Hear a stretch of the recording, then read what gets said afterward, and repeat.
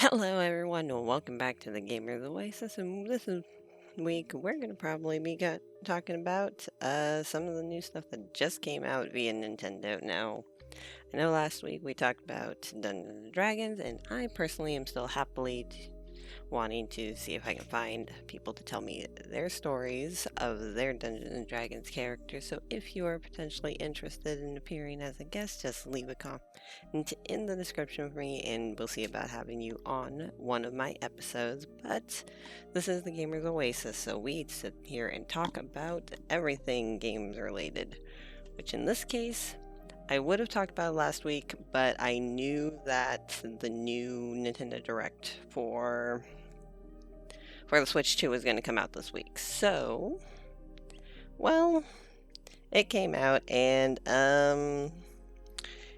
let's just say things are a bit interesting on the internet right now. Uh, it's a little odd. Um, let's break down at least the first direct, the one that actually sort of matters more for the people who have the original Switch, and then we'll talk about the stuff that happened with the Switch 2. So they announced a bunch of new games for the Switch, and some of these are from series I've never actually played. Like, for instance, I've never actually played the Metroid games, or I've never played Dragon Quest, but lo and behold, Dragon Quest, the first two, are getting remakes, and there's going to be a new Metroid game. Metroid Prime Beyond, I think is what it was called. And I'm curious to see how things go with these two. I might actually pick up the Dragon Quest game because I've always been a bit curious about it. But that's me personally. Some of the games that they announced, though, I do know a bit more about. For instance, they continued with the announcements for Pokemon ZA, Pokemon Legends. I'm probably going to be buying that day one. That's just me. Or as soon as humanly possible. Because let me tell you, I love the idea of this Pokemon Legends game. And it's a very, very different feel, appearance wise, to how Pokemon Legends Arceus was, or Arceus, however you want to pronounce it, because that part is just up to how you want to do it. But I remember when I first saw the very first trailer for Pokemon Legends, I had to freeze frame it because I'm someone who has played Pokemon X and Y. Not everyone has. Some people actually skipped the Kalos games. And I had to freeze frame the game and look, because there was a moment where you saw that's how I always pronounced his name, which, for those of you who don't know, in the original X and Y, the overarching story was that Team Flare, led by Lysander, who, by the way, is a great villain. I actually really liked his villain arc. Is trying to create a more beautiful world, and in order to do that, he's trying to build up this ancient weapon of sorts that disappeared ages ago. And it was basically destroyed after a great war and after it actually got used. But you learn towards the end of the game that there was this guy who actually had built the weapon not as a weapon. He actually built it to resurrect, because there have been hints to there being a Pokemon War of some sort, or at least multiple times. Like, for instance, in the original games, you had Lieutenant Surge, who clearly is a military man. And so this was the first time we actually got a full little backstory and confirmation of a sort of Pokemon War. And this man, who became known as he had a Flabébé, who died in that Pokemon War, and his whole story was he built the ultimate weapon, as it eventually became known as, not to kill and destroy. He built it to bring his beloved Flabebe back. I think it was Flabebe. Hold on, I have to actually look at this real quick because I'm like, I want to make sure I'm saying the right Pokemon. Okay, yes, I am. Oh, wait, nope, wrong one. No, I think it's Floette.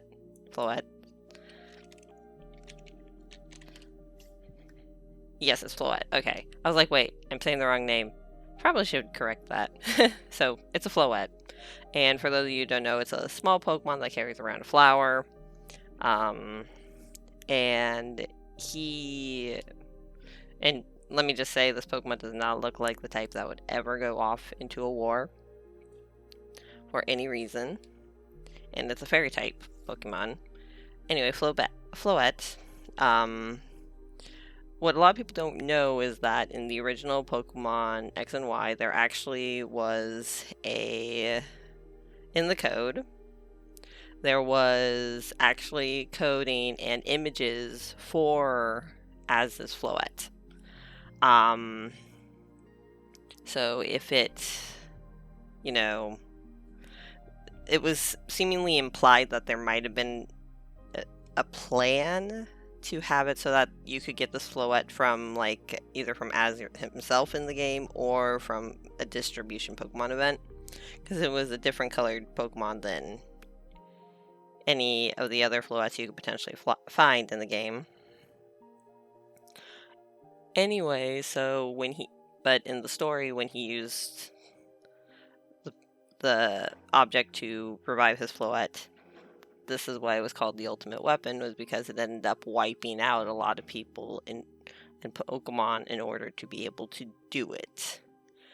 And so by the end so it's implied that he's been wandering around because his Floette left, and he had been wandering around all of Kalos at the end of the game, seemingly trying to find it. And it was kind of sad, actually, seeing the way he'd go back and, well, sit there and wait and hope that his Pokemon would come back to him. And so it's interesting to see that he's going to appear in the game with his Floette. So that definitely has been the highlight of the new Nintendo Switch launches. They're doing their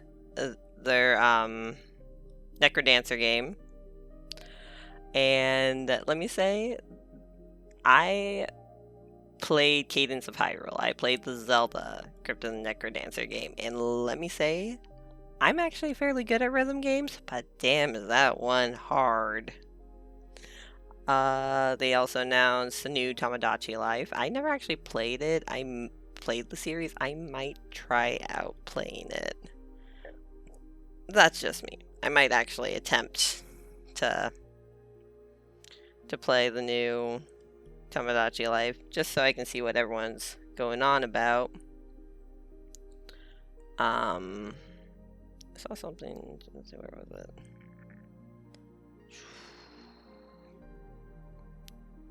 Oh, there it is. Yeah, no, there's not a whole lot of details, and Tamagotchi Life's supposedly not going to pop up until, like, next year. So that'll be fun. There's also a spiritual successor to the old Marvel beat-em-up games and whatnot. Now, one I'm actually really interested in is, I am a big fan of the Harvest Moon / Story of Seasons. Back when Story of Seasons was still called Harvest Moon. A lot of people don't realize that, at least didn't realize until the Story of Seasons A Wonderful Life came out, that Story of Seasons and the older Harvest Moon games all were made by the same people. And the only reason they lost the name because they got into kind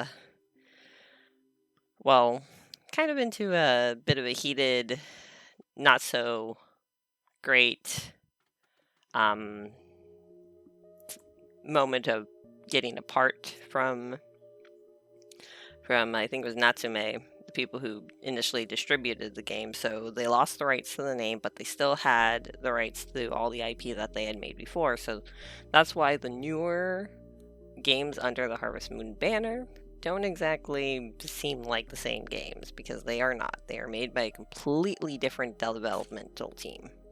And Harvest Moon obviously was like there would be no Stardew Valley without Harvest Moon. I'm just gonna throw that out there right now. A lot of people don't realize that there wouldn't be Stardew Valley, you wouldn't have Rune Factory, none of those games without the original Harvest Moon. And so they released that they are doing another remake for one of the older Harvest Moon games that not a lot of people played. I actually have the game. It's called Grand Bazaar, and that game is interesting, to say the least. I will say, since it was on the DS, it was a little limited in what could be accomplished. It also felt a bit empty. So I'm really hoping that they do some quality of life improvements to make it a bit more of a fun game, like they did with when they remade A Wonderful Life and Another Wonderful Life. Because when they switched those games over into Story Seasons A Wonderful Life, one, they added a fourth marriage candidate, which was something they added only in the A Wonderful Life special edition for the PlayStation. And they also made it so that you could more interact for the festivals and stuff like that, which was not something in the original game. Like, the original games had the festivals, but it was very, very much uneven how you triggered them, so you didn't necessarily go to all of them. The main one you typically went to was one at the end of the year, the New Year's party and whatnot. Whereas Grand Bazaar didn't really have a lot of that. The main thing was, hey, make it to the end of the month, go to the bazaar, sell a bunch of stuff, and try to make a lot of money, sort of thing. And it kind of didn't make things a whole lot of fun. Maybe try to romance a character here or there. Don't get me wrong, it has like the best idea. So I'm curious how they're gonna bump that one up and see how that goes, because that's the one I'm a bit more intrigued by than most of the other games. Though this Disney villain visual novel sounds interesting. Because it's called Disney Villains Cursed Cafe. That also looks a little intriguing. But yeah, so that's a bunch of the main stuff, or at least my thoughts on the games that I'm more excited about for the Nintendo Switch.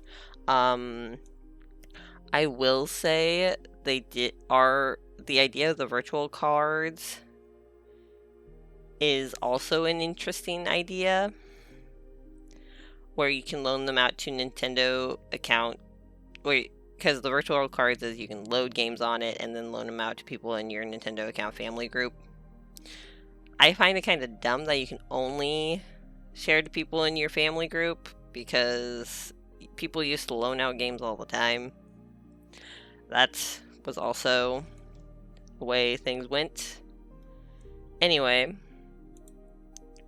as mentioned, that's basically the main gist of some of the highlights from that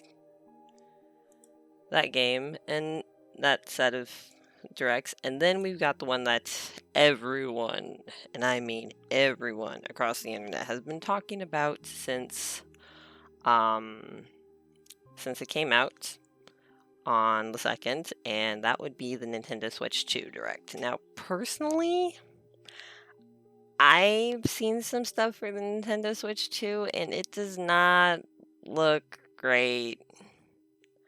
like at all. I've people have seen like because they're also re-releasing Breath of the Wild and Tears of the Kingdom for an upgrade for it, and so I've seen some side by sides from the trailers of it, and I don't see the graphical improvements at all that they're claiming. It literally looks like the exact same screen to me. And other people seemingly are thinking the exact same thing. We did get a release date and the price for how much everything's going to cost, and um well, people are not too happy. Now, the console itself is the part that people are perfectly fine with. People are perfectly fine with the idea of the Switch being like $450. That's not an issue. I expected the price to go up because supposedly there's going to be all these improvements. They're making it so that hopefully they fixed all the issues with the Joy-Cons that were there in the past. They're adding a game chat feature, which nice idea. And they're adding like a camera that you can connect to it and whatnot. And then they announced some games. But here's the thing that has been getting everyone, and I don't know who else. Most people, I want to actually hear your thoughts specifically on the Switch 2, so leave comments. I'll try to respond to as many as I can. If I get any, I might, at the beginning of next episode, read some of them off to see how things go. Because I want to know other people's thoughts on this. And that is the price of the games. They're making it so that physical copies of the games are going to be $90 and $80 for the digital versions. A whole $10 difference. And then you also having to spend like $10 to $15 for your Switch games to upgrade them to the Nintendo Switch 2 ones. And that's the part that's been getting people mad. Like, it's been driving the internet nuts the past week.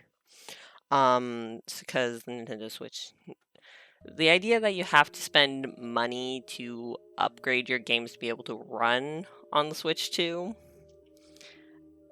is what's kind of pissing a lot of people off. A lot of people, and here's the thing that got a lot of people too, was that they announced, so I didn't fully watch the direct because I wasn't available, I just have seen highlights from it. So from the sounds of it, one of the things that happened was that they didn't announce the price for the games or the console right away. They're like, here, we'll show off everything that this console has to offer, and then maybe they won't be so mad about the price.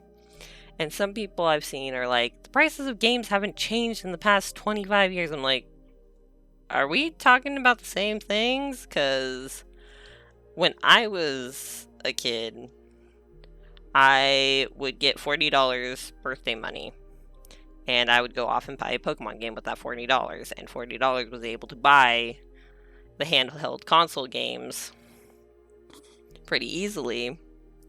And then more recently, we had to obviously switch to like the $60 range. So I'm like, are we talking about the same company? Because I'm telling you, the price of games has gone up in the past 20-something years. And the other thing was that you have to you have to do this thing where you so there's like a tech demo that they're going around the world with that you have to actually physically pay a bunch of money for just to get in. And that's another thing people are talking about. But yeah, no, I don't see the difference game-wise comparing like the Zelda games to the new console. And I play those games a lot. Now, I will say some of the games do look pretty good. Namely the new games that they're announced, not the ones that are also getting the original Switch ports.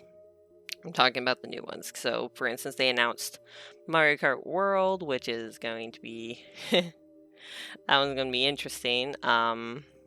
Especially since I'm pretty sure most people have probably seen an image of the cow from Moo Moo Meadows driving around everywhere. There's going to be a lot of people playing as the cow.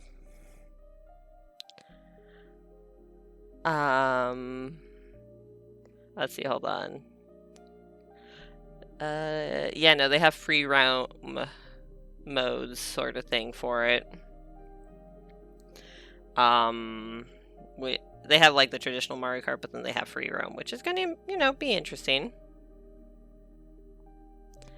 Let's see.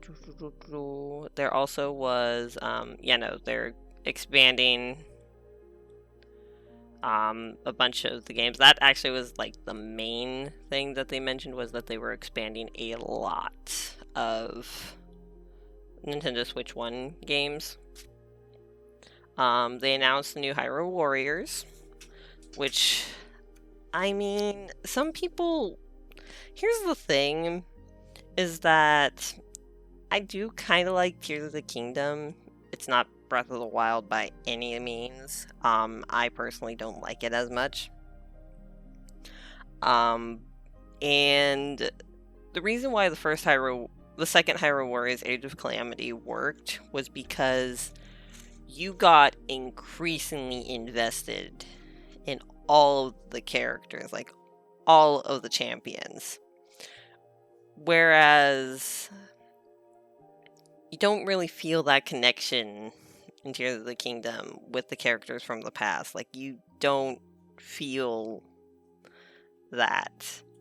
Not to mention, it does not look like you'll be able to play as Link, which is another interesting thing, but it's weird because, like, you don't feel that connection to want to fully know that story. If in the game they gave more insight into the characters in the actual game and into their different personalities and everything, like the only characters you really saw were Rauru and the Queen, and it's made it a bit interesting and difficult to fully comprehend and understand. So it's like it's not the greatest for trying to talk about these characters when you don't feel that same sort of connection that you do. Because let me just tell you, Breath of the Wild story was top tier. Like, the story itself was great. The game itself had some issues, at least in my opinion, but I will always be a Ocarina of Time fanatic. But so yeah, no. Let's see. They're also going to be a few other games coming. Elden Ring's getting a Switch 2 port. And now the one that's got everyone a little annoyed, partially because they're putting it behind that $450 paywall. Sorry, a little tired. Is the Nintendo Switch Online is getting an exclusive to the Switch 2. And that is GameCube games. They are starting to port over some GameCube games. But here's the issue I have with Nintendo Switch Online, is that they're not... Some of the games that are meant to have connectivity aren't getting the connectivity they deserve. Namely, the issue seems to be mostly affecting the Pokemon ones that they port over. So, for instance, Nintendo GameCube, they've announced Pokemon Colosseum and XD Gale of Darkness, which is its sequel. And what a lot of people don't realize is that those games require... the connectivity to be able to battle with your own Pokemon through the game, because you'd connect with the Game Link cable connected to the GameCube and all that fun stuff, and be able to put your Pokemon in the generations up to that point into the game. And they ran into this issue with Pokemon Stadium as well, because when they ported Pokemon Stadium and Stadium 2 over, they got rid of that, so it is increasingly difficult to actually get through the kind of story in the game, because you're only using the rental Pokemon, and those are really hard, so it makes it so that the only real thing you can do is either the free battle against someone else, or the mini games. So I wish they'd add some, because especially with the Switch, they're able to connect to Nintendo Home, so you could block it so only certain generations of Pokemon can come into the game, and keep things fair that way. You would think that would require them, that would be apparent, but apparently not. Aside from Mario Kart World, they announced a new Donkey Kong game, Donkey Kong Bonanza. I'm still a little weirded out, because they decided to have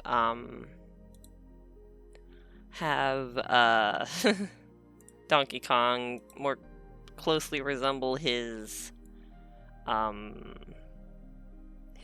Mario Bros. Movie version, and I personally didn't like that version. He looked a little creepy to me, and I thought it was kind of dumb.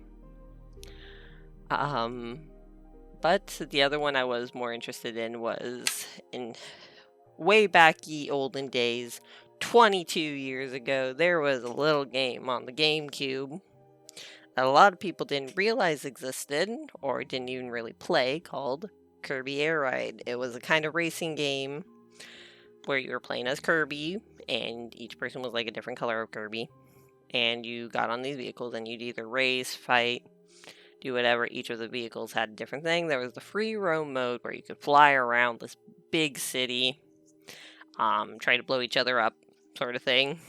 Me and my sisters usually would try to fight over the cars, like one or two in particular, sort of thing.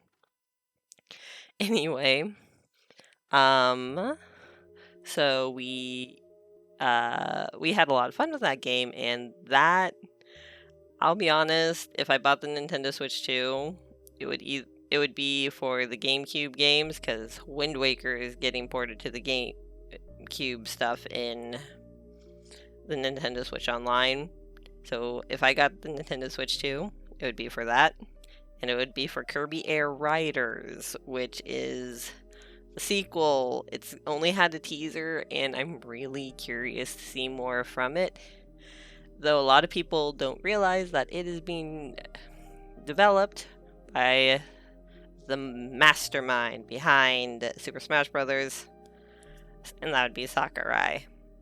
So it's going to be interesting to see how things go. A lot of people are saying if the boycott of the Switch 2 on release is high enough, that they might do what happened with the 3DS, where they slashed the price like 30%. I'm not too concerned about the price of the console. I can understand maybe why. I'm not entirely sure. I'm not 100% sold on it. But it's the game prices that everyone's having issues with. And also, if Nintendo gets away with it, people are saying that it's setting an unhealthy precedent, because no one's shown why it's, like, the graphics on it don't look the greatest, and a lot of people are comparing that the Switch 2 hardware is essentially a PS4's hardware, and nothing better than that. So we'll have to see how things work out. As mentioned, I'd love to hear your guys' thoughts on this sort of thing, to hear how you think it'll turn out. We'll just have to wait and see for the most part. But those were the the two main things to talk about today. Oh, one other thing of kind of entertainment video game news was that the teaser trailer for the next Five Nights at Freddy's movie came out, and I'm excited. I can't wait until that comes out later this year. But yeah, no. If you guys want to leave a comment, tell me what your thoughts on the Nintendo Switch Directs, or really anything game related. If you want to talk about your Dungeons and Dragons stories, I'd love to potentially hear about those. Just leave a comment, and yeah, that's been today, and we will see you next week and see what else we can figure out. All right, thanks. Bye.